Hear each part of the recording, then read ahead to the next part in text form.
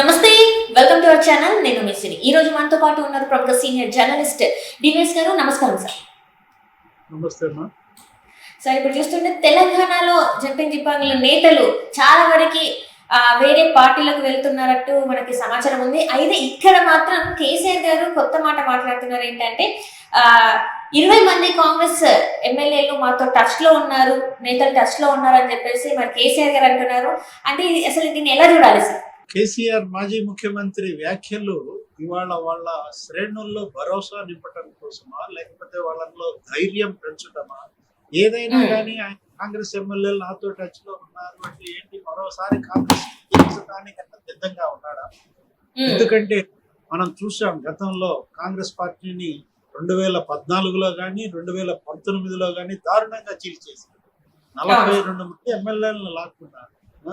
అట్లాగే తెలుగుదేశం ఎమ్మెల్యేలను కూడా లాక్కున్నారు. ఇలాంటి పరిస్థితుల్లో కేసీఆర్ మరోసారి ఫిరాయింపులని ప్రోత్సహిస్తున్నారా? మరో చీలిక కాంగ్రెస్ లో తీసుకురావడం ద్వారా రేవంత్ రెడ్డి ప్రభుత్వాన్ని కూల్చడానికి ప్రయత్నిస్తున్నారా? పార్లమెంట్ ఎన్నికల ముందు ఈ మాటలు, ఈ ప్రభుత్వం ఏర్పడి ఇంకా 4 నెలలు కాలేదు. 4 నెలల్లోనే ఈ ప్రభుత్వాన్ని కూల్చేస్తున్నాను అంటే ప్రజలు అందుకు సిద్ధంగా ఉండరు. ఎందుకంటే ఇది ప్రజలు ఎన్నుకున్న ప్రభుత్వం. పాలనలో మార్పు రావాలని కోరుకున్నారు. కుటుంబ పాలన నుంచి రాష్ట్రం బయటపడాలని కోరుకున్నారు. అవినీతి కుంభకోణాలు లేని పరిపాలన కాంగ్రెస్ ఇస్తుందన్న దీంట్లో ఇవాళ రేవంత్ రెడ్డిని ముఖ్యమంత్రి చేసుకున్న దీంట్లో ఈయన అన్న మాటలు 20 మంది నాతో టచ్ లో ఉన్నారు, నేను మళ్ళీ గెలుస్తా అంటే రాంగ్ మెసేజ్ వెళ్తోంది. దీని ద్వారా కార్యకర్తల్లో, బీఆర్ఎస్ నాయకుల్లో ధైర్యం పెరగడం దేవుడు. ఇంకా తీవ్రమైన విముఖత, వ్యతిరేకత బీఆర్ఎస్ కి చవిచూచే అవకాశం ఉంది.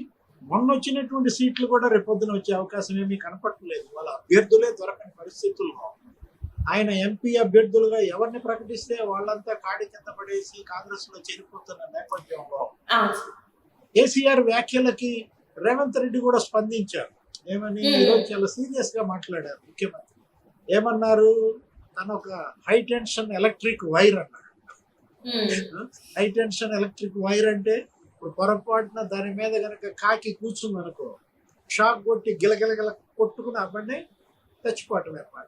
అంటే కరెంటు తీగ అనమాట. ఎవరు? రేవంత్ రెడ్డి. ఏదో సినిమా వచ్చినట్టుంది, కరెంటు తీగ అని చెప్పి. మోహన్ బాబు కొడుకు ఎవరో ఉంటాడు దాంట్లో, కరెంట్ తీగ. అట్లాగే ఇప్పుడు ఏమంటాడు, ఇతను కూడా అట్లాగే ఉంటాడు. ఈయన భారీ పర్సనాలిటీ కాదు కదా. ఎవరు? రేవంత్ రెడ్డి కూడా సన్నగా తీగలానే ఉంటాడు కాబట్టి అందుకే కరెంట్ తీగ అనుకున్నట్టున్నాడు. హై టెన్షన్ ఎలక్ట్రిక్ వైర్, జాగ్రత్త బిడ్డ, పట్టుకుంటే షాక్ కొట్టినటువంటి కాకిలాగా గిలగిలగిల కొట్టుకుని పడిపోతావు, మస్ అయిపోతావు అన్న వ్యాఖ్యలు మనకు కూడా. ఇప్పుడు రఘునందన్ రావు కామెంట్స్ కూడా చూస్తుంటాం. బీజేపీ అభ్యర్థి రఘునందన్ రావు ఏమన్నారు? ఇవాళ నెక్స్ట్ కేసీఆర్ ఇంట్లో జైలుకి వెళ్ళేది ఎవరు అంటున్నారు. అంటే ఇప్పటి వరకు కూతురు కవిత బయటికి రాని పరిస్థితుల్లో మనం చూసాం. ఏంటి? ఆమె తీహార్ జైలుకే పరిమితం అయిపోయింది. ఆమె పట్ల అక్కడ ఉన్నటువంటి సిబిఐ, ఈడీ అరెస్టు మీద అరెస్టులు చూపించారు. ఈడీ అరెస్ట్ అయ్యి ఆమె జైల్లో ఉంటే జైల్లోనే మళ్ళీ ఆమెను సిబిఐ కూడా అరెస్ట్ చేసి మళ్ళీ రిమాండ్ తీసుకుని కస్టడీ కూడా తీసుకున్న దీంట్లో ఆమె బెయిల్ పిటిషన్ కూడా డిస్మిస్ చేశారు. ఏది? పీకల్లోతు అవినీతిలో కూరుకుపోయిన కవిత ఢిల్లీ మద్యం కుంభకోణంలో ఆమె బయటికి రాలేకపోగా ఆమె అందులో కింగ్ పిన్ అంటూ ఢిల్లీ డిప్యూటీ సీఎం ఏడాదైనా బయటికి రాలా, సిసోడియా. తర్వాత కేజ్రీవాల్ గారు ఇవాళ జైల్లో ఉన్నారు. ఎవరు? ఢిల్లీ సీఎం.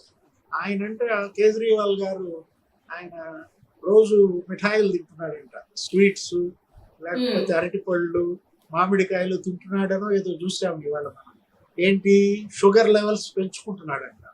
ఈడీ కోర్టుకి ఇచ్చినటువంటి వివరణ చూస్తే భలే గమ్మత్ అనిపించింది. అంటే బెయిల్ కోసం తన షుగర్ లెవెల్స్ పెంచుకోవడం కోసం ఏం తింటున్నాడు? స్వీట్స్, అరటిపళ్ళు, ఇవన్నీ తింటున్నాడు అనే మాటలు చూస్తే మనకి భలే నవ్వు వస్తుంది అనమాట. ఇలాంటి ఇప్పుడు కేసీఆర్ ఇంట్లో ఎవరు నెక్స్ట్ అరెస్ట్ అయ్యారు? ఏది? కేటీఆర్ అరెస్ట్ అవుతారా? రఘునందన్ రావు మాటలు మనం చూసినట్లయితే కేటీఆర్ కే గురి పెట్టినట్టుగా ఉంది. ఏది ప్రణీత్ రావు కేసు, ఫోన్ ట్యాపింగ్ కేసులో ఫోన్ ట్యాపింగ్ లో కేటీఆర్ అరెస్ట్ కి రంగం సిద్ధమైందా? ఎన్నికల లోపే కేటీఆర్ అరెస్ట్ చేయాలని చూస్తున్నారా? కేంద్రంలో అధికారంలో ఉన్న పార్టీ ఎవరు? రఘునందన్ రావు, బీజేపీ. కామెంట్స్ మనం ఎలా చూడాలంటే చాలా సీరియస్ గా చూడాలి. నెక్స్ట్ అరెస్ట్ ఎవరు అంటే మరి కేసీఆర్ని అరెస్ట్ చేస్తారని మనం అనుకో. ఎందుకంటే ఆయన ఆరోగ్యం, ఆయన వయస్సు, తెలంగాణ తెచ్చిన ఆయన 10 ఏళ్ళు ముఖ్యమంత్రి చేసిన ఆయన వెంటనే ఇప్పటికిప్పుడు అరెస్ట్ చేస్తారని మనం అనుకోవట్లేదు. నెక్స్ట్ అరెస్ట్ కేటీఆరా, హరీష్ రావా? మనకు చెప్పాల్సింది ఎవరు? రఘునందన్ రావే. హరీష్ రావు అంటే గేట్ ఎక్కాడంట, గేట్ మీద నుంచున్నాడంట, కూర్చున్నాడంట, దూకటానికి సిద్ధంగా ఉన్నాడు.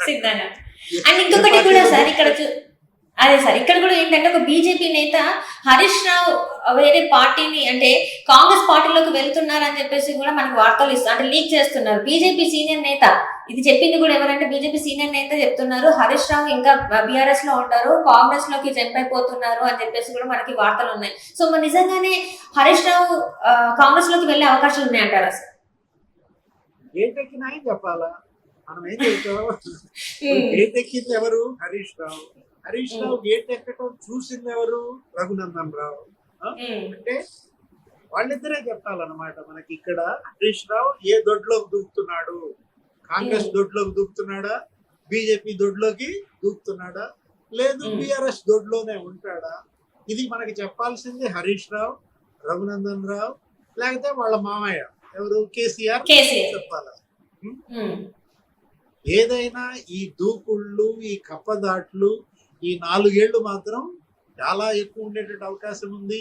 ఏ విధంగా అయితే బీఆర్ఎస్ కేసీఆర్ తెలుగుదేశాన్ని ఖాళీ చేయించిందో, కాంగ్రెస్ లో 42 మంది ఎమ్మెల్యేలను ఎత్తుకుపోయారు, ఎమ్మెల్సీలను ఎత్తుకుపోయారు. మరి వాటన్నిటికీ కూడా మరి మూల్యం చెల్లించాలి కదా. దేవుడి స్క్రిప్ట్ ఉంటుంది కదా జగన్మోహన్ రెడ్డి భాషలో. దేవుడి స్క్రిప్ట్ ఎలా ఉంటదంటావు? బీఆర్ఎస్ ని బతకనిస్తారా బీజేపీ, కాంగ్రెస్? అదే సార్. అంటే ఇప్పుడు ఒకనొక సందర్భంలో కేసీఆర్ కూడా అన్నారు కదా సార్, జగన్ అంటే చంద్రబాబు నాయుడుకి నేను గిఫ్ట్ ఇచ్చానని చెప్పేసి, అలానే ఇక్కడ కేసీఆర్ కూడా మరి గిఫ్ట్ ఇస్తున్నారు అనుకోవాలి. మరి ప్రజలు వీటన్నిటినీ చూస్తున్నారు. ఎందుకంటే ఇవాళ పార్టీ ఫిరాయింపులను ప్రజలు ప్రోత్సహించారు. మేము ఏ పార్టీ తరఫున గెలిపించామో ఆ పార్టీ తరఫున అతను 5 ఏళ్ళు నా నియోజకవర్గాన్ని సాకాలి, నా నియోజకవర్గంలో అభివృద్ధి చేయాలి, ఇక్కడ సమస్యలు పరిష్కరించాలి, నాకు కష్టం వస్తే అండగా ఉండాలి.